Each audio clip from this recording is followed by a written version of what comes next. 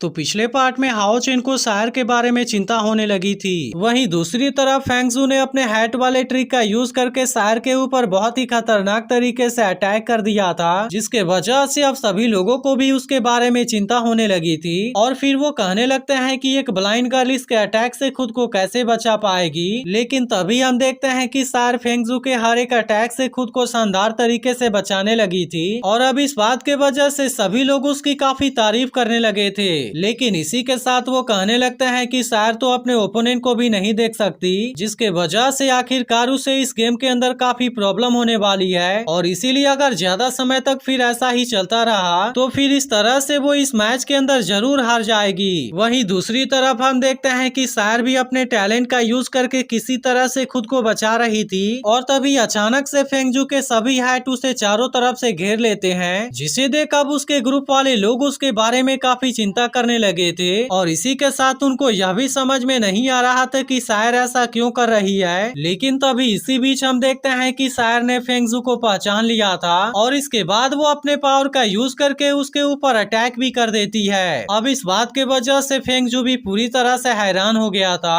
और उसे यकीन नहीं हो रहा था कि एक ब्लाइंड गर्ल उसे इतनी आसानी से खोज पाएगी। इसके बाद शायर उससे कहती है कि तुम अपने मैजिक का यूज करके भले ही चीट कर सकते हो, लेकिन फिर भी तुम मुझे ज्यादा समय के लिए फूल नहीं बना सकते। और इसके बाद वो अपने पावर का यूज करके इसके ऊपर अटैक कर देती है, जिसके बाद फेंगजू इसके अटैक को बिल्कुल भी नहीं रोक पाता और इस तरह से वो नीचे गिरकर बुरी तरह से जख्मी हो जाता है। इसके बाद शायर फेंगजू के सामने आती है और उसे कहती है कि तुम हार गए। लेकिन फेंगजू इस वक्त उसके ऊपर काफी गुस्सा हो गया था और वो उसे कहता है कि मेरे मैजिक को चीटिंग कहने की तुम्हारी हिम्मत कैसे हो गई, इसीलिए अब मैं तुम्हें दिखाऊंगा कि मेरे समनर की असली ताकत क्या है। और इतनी बात कहने के बाद वो यहाँ पर अपने किसी मॉन्स्टर को बुला लेता है और हम देखते हैं कि वह मॉन्स्टर सच में काफी खतरनाक था। अब इसे देखते ही ली सिन को भी शायर के बारे में चिंता होने लगी थी, क्योंकि अब उसके सामने लेवल 6 वाला वज्रा जाइंट बियर आ गया था। लेकिन इसी के साथ हम देखते हैं कि हाओ चेन भी इस बात से काफी हैरान हो गया था और फिर कहता है कि वज्रा बियर पावर टाइप का मैजिकल बिस्ट होता है, जिसकी डिफेंस और ताकत सेम लेवल के मैजिकल बिस्ट में सबसे ताकतवर होती है। और असल में इस मैजिकल बिस्ट के पास में 5th रैंक वाले वॉरियर की पावर होती है। जिसके बाद हम देखते हैं कि इस मैजिकल बिस्ट को देख सभी लोग भी काफी हैरान हो गए थे और फिर वो कहने लगते हैं कि फेंगजू ने तो इतने पावरफुल बिस्ट को समन कर लिया, इसीलिए अब इस बात से इन सभी को लगने लगा था कि शायर अब उसका सामना नहीं कर पाएगी और वो इस मैच में हारने वाली है। अब इन सभी बातों के वजह से हाओ चेन को शायर के बारे में और भी ज्यादा चिंता होने लगी थी, क्योंकि वो किसी भी कंडीशन में उसे हारते हुए नहीं देखना चाहता था। वहीं दूसरी तरफ हम देखते हैं कि मैजिकल बिस्ट शायर के ऊपर भी काफी गुस्सा हो गया था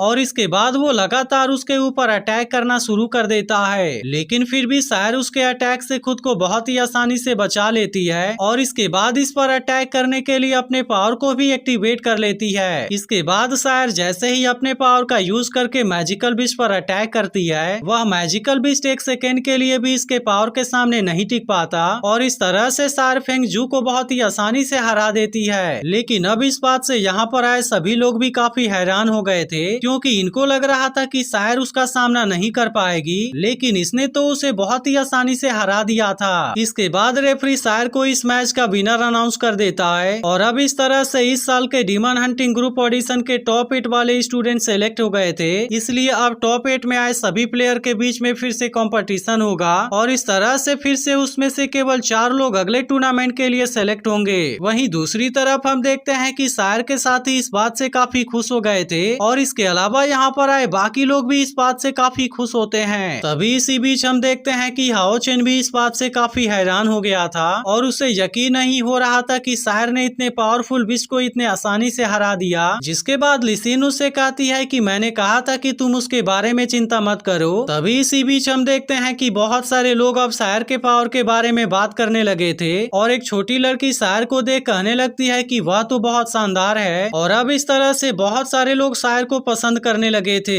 तभी इसी बीच यहाँ पर आई 2 लेडी भी शायर के बारे में बात करना शुरू कर देती हैं, जिनमें से एक लेडी कहती है कि यह शायर तो सच में काफी पावरफुल है, जिस पर दूसरी लेडी कहती है कि तुम्हारी बात पूरी तरह से सही है, लेकिन मैंने सुना है कि इतना पावरफुल बनने के लिए उसे बहुत सारा कुछ करना पड़ा है, क्योंकि इसके लिए उसे बहुत सारे कठिन ट्रेनिंग से होकर गुजरना पड़ा और इसके अलावा उसे तो अपने बचपन को भी जीने का टाइम नहीं मिला और वो लगभग हर समय तक केवल अकेली ही रही। तभी इसी बीच हम देखते हैं कि हाओ चेन भी इन सारी बातों को सुन लेता है और इस बात के वजह से उसे काफी गुस्सा आ रहा था, क्योंकि आज तक उसे इन सभी बातों के बारे में कुछ भी पता नहीं था। अब इन सभी बातों के बारे में जानकर हाओ चेन को शायर के लिए काफी बुरा लग रहा था और इसके बाद वो कहने लगता है कि शायर तुम तो इतनी ज्यादा अच्छी हो, लेकिन फिर भी इतना पावरफुल बनने के लिए तुमने इतना सब कुछ दिया है। और इसके बाद हाओ चेन शायर के साथ में बिताए हुए पलों को याद करने लगा था, जहाँ पर शायर ने एक बार उसे कहा था कि मैं अकेली हूँ और मैं खुद का ख्याल भी रख सकती हूँ। लेकिन अब इन बातों से हाओ चेन को काफी बुरा लग रहा था और फिर सोचने लगता है कि शायर ने एक बार भी मुझे इसके बारे में नहीं बताया और इस तरह से इसके बारे में सोचकर वो काफी उदास हो जाता है। लेकिन तभी उसे पता चलता है कि शायर अब बिल्कुल उसके सामने आ गई है, जिसे देखकर वह थोड़ा सा हैरान हो गया था। लेकिन इसके बाद वो शायर से कुछ भी नहीं बोलता और फिर उसका हाथ पकड़ते हुए कहता है कि चलो मैं तुम्हें कहीं पर ले चलूं। और इसके बाद वो दोनों यहाँ से दौड़ते हुए बाहर की तरफ जाने लगते हैं। अब इस बात से यहाँ पर आए हुए सभी लोग इन दोनों को ही देखने लगे थे और इसके अलावा वे सभी इन दोनों के लिए सीटी भी बजाने लगते हैं। लेकिन वहीं दूसरी तरफ हम देखते हैं कि शैडो मास्टर ने भी यह सब देख लिया था, मगर इसके बाद भी वो इसके बारे में कुछ नहीं करता। तभी इसी बीच एक दूसरा मास्टर उसके पास आकर इस बारे में बात करने लगता है और फिर वो उससे कहने लगता है कि अब बताओ तुम किसके साइड में हो। लेकिन इसी के साथ हम देखते हैं कि वे लोग अगले टूर्नामेंट के बारे में भी सोचकर काफी एक्साइटेड हो रहे थे, क्योंकि अगर टूर्नामेंट में वे दोनों एक दूसरे के सामने आ गए तब उस कंडीशन में इनको उस मैच को ड्रॉ करना होगा, क्योंकि सबको पता है कि वे दोनों बहुत ही पावरफुल हैं। लेकिन तभी अचानक से मून भी यहाँ पर आ जाता है और वो अपने खंजर को इस मास्टर के गर्दन पर रख देता है और फिर वो उससे कहता है कि अगर तुम खुद को जिंदा देखना चाहते हो तो फिर तुम आगे से इसके बारे में बात करना बंद कर देना। लेकिन अब उसे यहाँ पर देख बाकी मास्टर भी उसे रिस्पेक्ट देते हैं और इसके बाद मून उस मास्टर को छोड़ देता है। लेकिन अभी भी हम देखते हैं कि वो हाओ चेन के ऊपर बहुत ज्यादा गुस्सा था और फिर शैडो मास्टर जैसे ही उसके पास में आता है वो उससे कहता है कि तुम अभी तक इसके बारे में क्या कर रहे थे और क्या तुम्हें नहीं पता कि तुम्हें शायर को कैसे कंट्रोल करना है। लेकिन अब शैडो मास्टर भी इसके सामने इस बारे में कुछ नहीं बोल पाता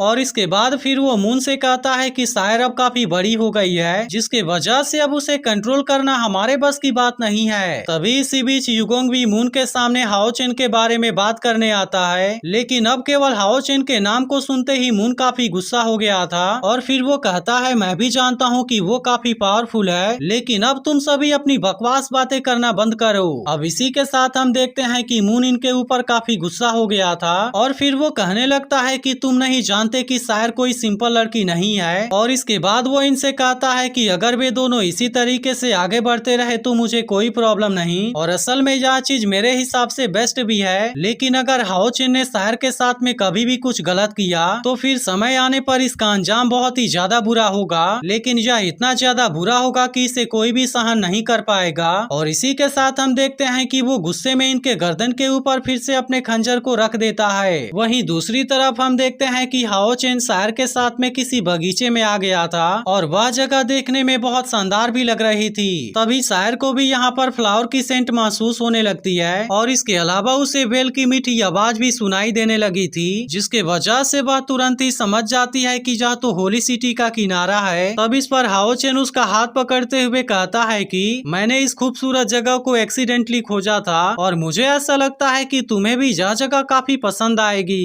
इसके बाद हाओ चेन शायर को लेकर और किनारे पर आ जाता है, जहाँ पर हम देखते हैं कि एक बहुत ही प्यारा झूला बना हुआ था और फिर हाओ चेन शायर को उसके ऊपर बैठा देता है। अब शायर को भी यह जगह काफी पसंद आने लगी थी और फिर वो हाओ चेन से कहती है कि आज मैं पहली बार किसी झूले पर बैठ रही हूँ, जिसके बारे में सुनकर हाओ चेन को काफी बुरा लगता है। और इसी के साथ अब उसे शायर के बारे में लोगों की बातें भी याद आने लगी थी, जो कह रहे थे कि शायर ने कभी भी फ्रीडम में अपना लाइफ नहीं बिताया और इसके अलावा हर वक्त उसे अकेला ही रखा गया था। इसके बाद वो शायर से कहता है कि तुम भले ही इस वक्त इतनी ज्यादा पावरफुल हो, लेकिन इतना पावरफुल बनने के लिए तुम्हें बहुत सारा कष्ट उठाना पड़ा होगा। जिसके बाद हम देखते हैं कि इस बात को सुनकर शायर भी अपने बीते पलों के बारे में याद करने लगती है कि इतना पावरफुल बनने के लिए उसे किस स्टेज से होकर गुजरना पड़ा और आखिर इसके लिए उसे कैसे कैसे ट्रेनिंग करने पड़े। लेकिन अभी भी हम देखते हैं कि वो इसके बारे में हाओ चेन को कुछ नहीं बताना चाहती थी। जिसके बाद हाओ चेन उससे कहता है कि अगर तुम मुझे इसके बारे में नहीं बताना चाहती तो कोई बात नहीं, और इसीलिए मैं तुमसे इसके बारे में कुछ भी नहीं पूछूंगा। लेकिन फिर भी मैं केवल यही सोच रहा था कि अगर मैं तुमसे और पहले मिला होता तो फिर हम दोनों ने एक साथ मिलकर फायरवर्क को देखा होता, एक साथ में झूला झूले होते, और इसके अलावा हमने एक साथ में बारिश का मजा भी लिया होता। इसी के साथ वो कहता है कि इसके अलावा मैंने तुम्हें और भी बहुत सारे चीजों को दिखाया होता जिसके वजह से तुम कभी भी अकेले नहीं रहती, और मैं हर समय तुम्हें प्रोटेक्ट भी करता। अब इतनी बातें करने के बाद हाओ चेन सायर को झूले पर झुलाने लगता है, जिसके दौरान उसे हाओ चेन के साथ में बिताए हुए पल याद आने लगे थे कि कैसे हाओ चेन ने उसे डीमन से बचाया था, और इसके लिए उसने अपने जान की परवाह भी नहीं की थी। अब इन बातों को याद करते हुए सायर कहती है कि तुम तो बहुत समय से मुझे प्रोटेक्ट कर रहे हो। तभी हाओ चेन सायर से कहता है कि मैं तुम्हारे साथ दुनिया के हर एक गम और खुशी को जीना चाहता हूँ। जिसके बाद हम देखते हैं कि इस बात से सायर भी थोड़ी सी हैरान हो गई थी, और इसके बाद वो उससे कहती है कि तुम तो मेरे लिए सूरज के जैसे हो, और इसीलिए मुझे यकीन है कि तुम्हारे साथ रहने में मुझे कोई भी प्रॉब्लम नहीं होगी। जिस पर हाओ चेन कहता है फिर मैं भी तुम्हारे लिए हमेशा सूरज के जैसा बनकर रहूंगा। और अब इस बात को सुनकर सायर भी काफी खुश हो गई थी, और इसी के साथ वो झूले के ऊपर से ही जंप लगा देती है। इसलिए अब हाओ चेन भी तुरंत उसके तरफ जाने लगा था, और फिर कहता है कि मैं अब कभी भी तुम्हें उस डार्क वर्ल्ड में नहीं जाने दूंगा। जिसके बाद ये दोनों एक दूसरे के साथ में काफी खुश हो गए थे, और फिर इसी के साथ एपिसोड यहीं पर एंड हो जाता है। लेकिन अगर आपने इसके पिछले पार्ट को मिस कर दिया हो तो लेफ्ट वाली वीडियो जरूर देख लेना, और अगर एक्सप्लेनेशन अच्छी लगी हो तो वीडियो को लाइक भी जरूर कर देना।